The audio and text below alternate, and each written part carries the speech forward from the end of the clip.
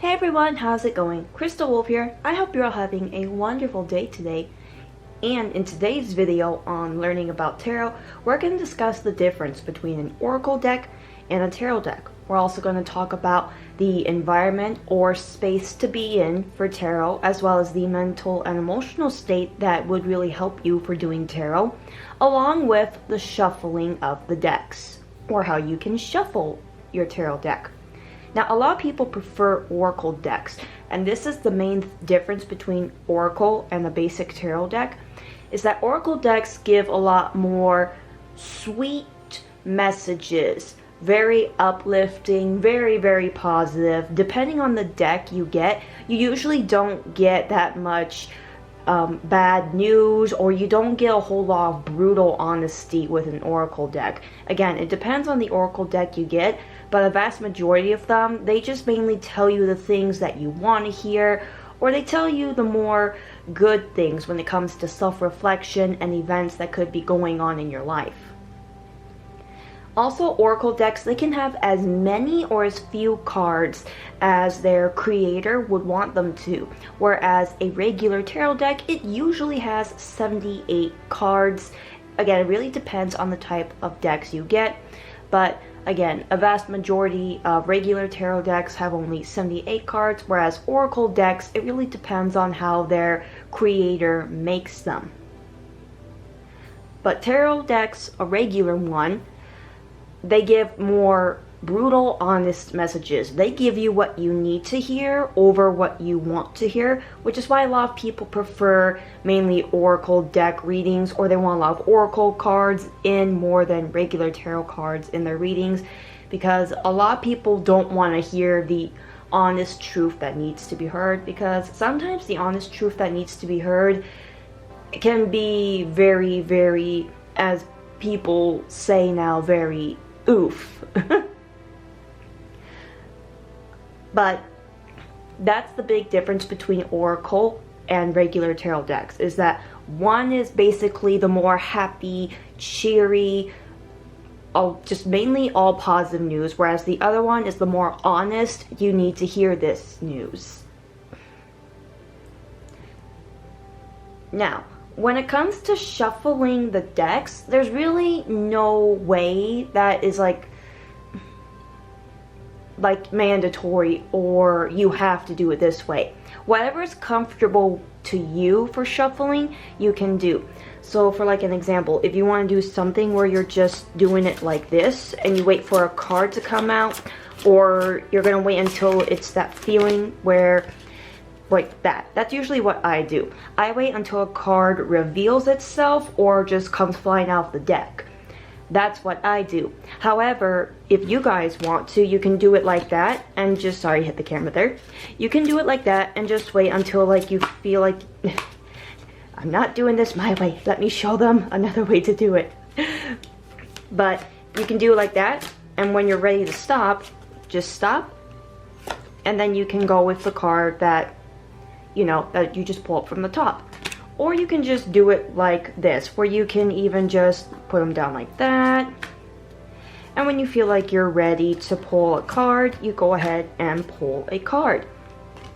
Again, just shuffle the decks how you feel comfortable, because they're your tarot cards. You should be able to manage and handle them what feels comfortable and best for you. Everybody's different. I just showed you the way I did mine, and that's just what works for me. Something else might work differently for you guys. So just really shuffle around your cards, try different ways of shuffling them, and see what feels comfortable and what works for you. Now, what also really helps, especially if you are a beginner, is if you're in a space or environment that's very quiet, calm, and just a place where you can really focus on your tarot cards, because a lot of beginners struggle with, that's something they deal with. For an example, like if you're like me and you have kids, all that noise that's going on and them constantly asking you for stuff, it can be really distracting and hard for you to focus on trying to understand or even read the message that the cards are trying to tell you. So if you're a beginner, it really helps if you just have time and space and quiet to where you can focus on the cards, what they're trying to tell you, and what the message is that's trying to get through them. However, if you've had like a lot of time practicing and really working in tarot, and you feel comfortable enough to where you can focus with noise and other stuff going on, then by all means do that. But do what is going to make you feel comfortable in your space or environment to do the reading. Make sure you're in a comfortable seat, or that you're in a comfortable area to do the reading. Again, if you have a hard time focusing with noise going on or with people asking you for stuff, wait until you're going to have time to be able to do a reading when you have you time. Or if you prefer having somebody around, then try to find a buddy to... Ooh, hi kitty! Try to find a buddy to where you can have somebody to just sit there and maybe do a tarot reading for them, or just have them watch you do the tarot reading. Just make sure you're in a comfortable situation and a comfortable space to do a reading. And what also helps, especially if you are a beginner, is your emotional and mental state. If you are angry or really, really sad, that's not the best state to try to do a reading in. If you have some intense emotions, or if you are in a not good mental state and you try to do a reading, you can misread the message and also just get the energy completely off in the reading as well. Especially if you're trying to do a reading for someone else, your own energy can basically take over the reading, completely disregarding the other person's energy. You're going to want to be in a calm state. You're going to want to be in a happy state. You're just going to want to be in a chill, normal, emotional, and mental state in order to do a tarot reading, be it for you or for someone else.